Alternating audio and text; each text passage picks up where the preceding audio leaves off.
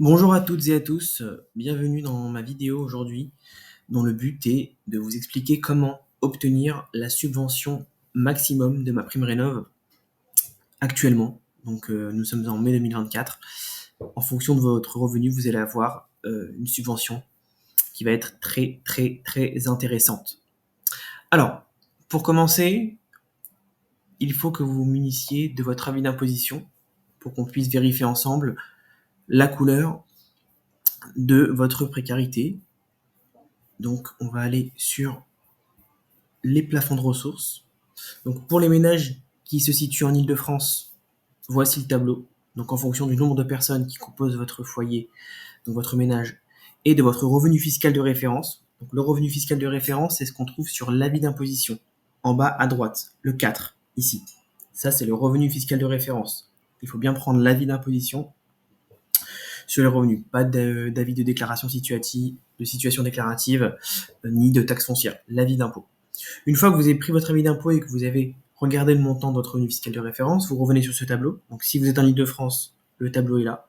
Si vous n'êtes pas en Île-de-France, le tableau est là. Vous aurez bien sûr ce tableau récapitulatif dans la description de la vidéo en PDF téléchargeable.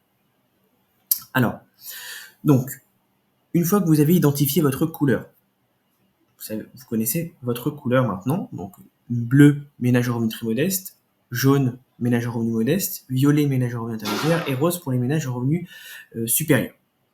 Donc on va tout de suite aller regarder quel est le montant de la prime dans le cadre de la rénovation d'ampleur de votre maison auquel vous pouvez prétendre. Alors, en fonction de votre précarité, donc les ménages au revenu très modeste vont avoir le droit à 80% de prise en charge de 70 000 euros pour un gain de 4 classes. Je m'explique. L'objectif de la rénovation d'ampleur et l'objectif de l'ANA aujourd'hui, pour pouvoir délivrer un montant important de subvention, il faut passer par un parcours d'ampleur. Ça veut dire qu'il faut réaliser plusieurs gestes de travaux chez vous. Par exemple, le remplacement de votre chaudière à gaz ou à fioul par une pompe à chaleur, avec l'isolation des combles, l'isolation des murs par l'extérieur, la mise en place d'une VMC, donc une ventilation mécanique contrôlée à simple ou double flux, le remplacement des simples vitrages par de double vitrage, l'isolation du sous-sol, la mise en place d'un ballon thermodynamique, etc. Il faut qu'il y ait plusieurs gestes, donc au minimum 2, qui soient réalisés pour que votre maison ait un gain de classe. Qu'est-ce qu'un gain de classe ? La classe énergétique, aujourd'hui, c'est une étiquette qu'on va retrouver sur un audit énergétique qui a été réalisé par un spécialiste, donc par un auditeur.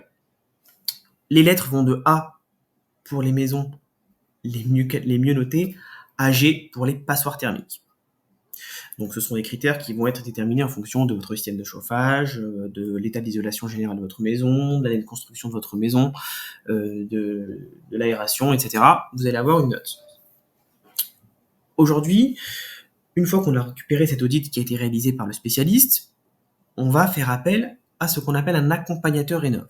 Alors, l'accompagnateur rénov, c'est quelqu'un qui est là pour vous accompagner dans le projet de rénovation d'ampleur. Une fois que vous avez fait appel à cet accompagnateur rénov, celui-ci va vous proposer de faire un audit énergétique chez vous. Il va convenir avec vous d'un rendez-vous, va se déplacer, et puis il va réaliser l'audit. Suite à son audit, il va émettre un rapport sur lequel va apparaître deux choses. La première, c'est la classe de l'état initial de votre logement. Prenons l'exemple d'une maison qui est au fioul en G, par exemple. Et ensuite, il va établir des scénarios de travaux qui vont permettre le gain des fameuses classes. Par exemple, premier scénario, remplacement de chaudière à gaz par la pompe à chaleur RO, mise en place d'un ballon thermodynamique et l'isolation des combles. Pour ces gestes-là, on va avoir un gain, par exemple, de 2 classes. Scénario numéro 2, donc si on a un gain de 2 classes, en tant que ménage au revenu très modeste, on va avoir 80% qui va être pris en charge sur les 40 000 euros pour le gain de 2 classes. Scénario numéro 2, en plus de la pompe à chaleur, du ballon et des combles, on va rajouter l'isolation des murs extérieurs. Donc on va gagner 3 classes. On va avoir le droit à 80% de 55 000. Scénario numéro 3, qu'on appelle aussi le scénario BBC dans certains des cas, bâtiment basse consommation, va permettre un gain de 4 classes.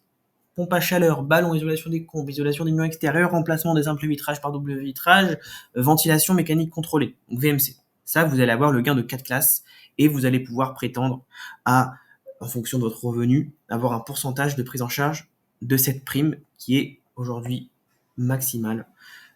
C'est une prime vraiment très élevée et qui va permettre aux ménages de réaliser des travaux vraiment d'ampleur.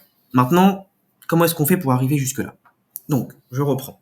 La première étape, c'est, une fois que vous avez appelé France Rénov, ou que vous nous avez envoyé un email, vous allez être mis en relation avec un accompagnateur Rénov. Cet accompagnateur Rénov va prendre un rendez-vous avec vous, il va réaliser l'audit énergétique de votre maison. Sur cet audit-là, il va y avoir la classe actuelle avec les scénarios de travaux.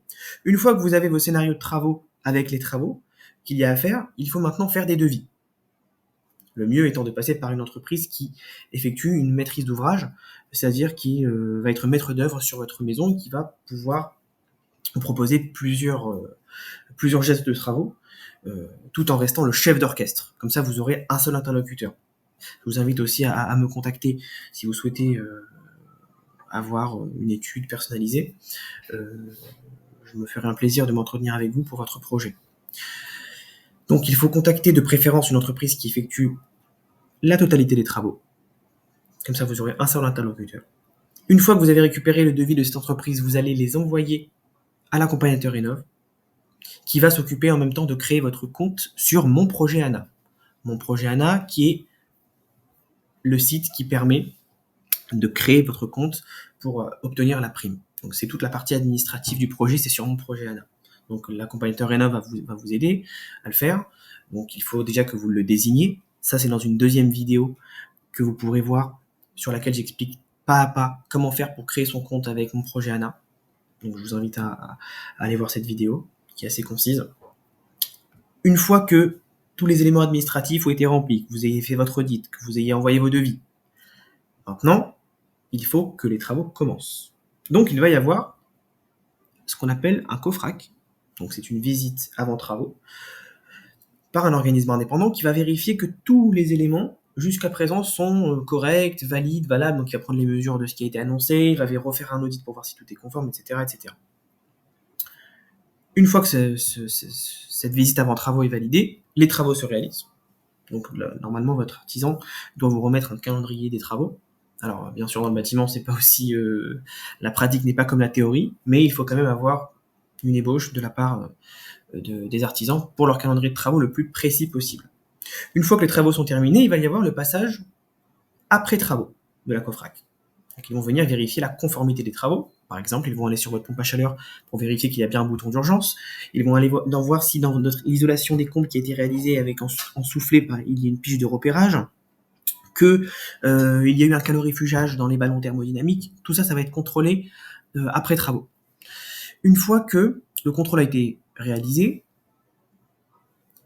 les artisans vont remettre leur facture et la subvention va être versée. Alors, il y a deux possibilités. Soit l'artisan récupère lui-même directement les aides puisqu'il est mandataire financier, ou l'accompagnateur Rénov, plutôt.